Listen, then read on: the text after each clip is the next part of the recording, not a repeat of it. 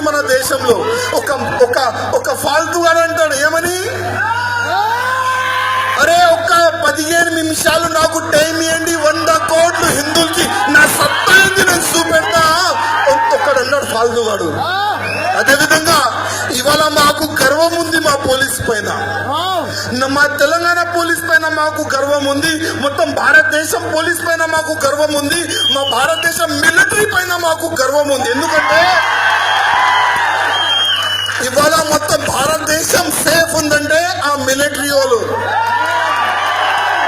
మేలుకుంటారు, మనం పండుకుంటాం. వాళ్ళు అక్కడ మేలుకుంటారు, దేశ ద్రోహులతో వాళ్ళు కొట్లాడుతారు, టెర్రరిస్ట్ తో వాళ్ళు కొట్లాడతారు, మనం పండుకుంటాం. మనం ఇవాళ మన తెలంగాణలో ఈ పోలీసు వల్లనే మనం సేఫ్ ఉన్నాం. ఇవాళ ఆ లంజా కొడుకు ఏమంటారు తెలుసా, పోలీసు వాళ్ళు శాత లేని వాళ్ళు ఏం చేయరు పోలీసు వాళ్ళు. ఆయన అంటాడు, ఒక ఫాల్తుగాడు ఉన్నారు, పేరెందుకు చెప్పాలి, నా నోరు ఖరాబ్ అవుతుంది. అట్లాంటి ఫాల్తుగా పేరు చెప్తే నా నోరు ఖరాబ్ అవుతుంది. ఇదే మాట ఆయన అన్నాడు.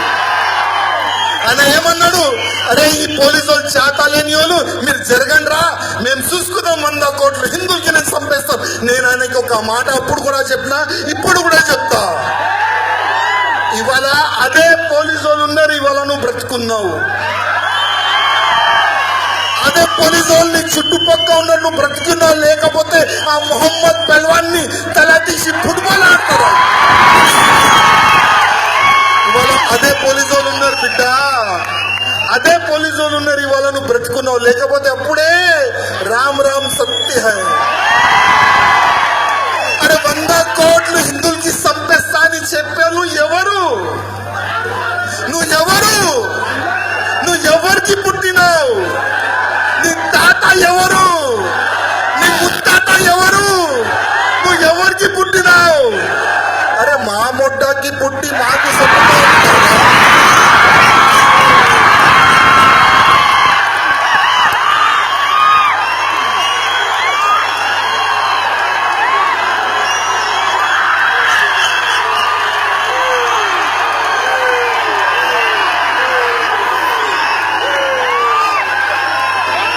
ఇవాళ మేము హిందువులో ఉన్నామని మీరు సేఫ్ ఉన్నారు. ఇవాళ మేము హిందువులు ఉన్నామని మీరు సేఫ్ ఉన్నారు. లేకపోతే మీ ఎప్పుడే పని అయిపోయేది. ఇవాళ అది మా దేశం.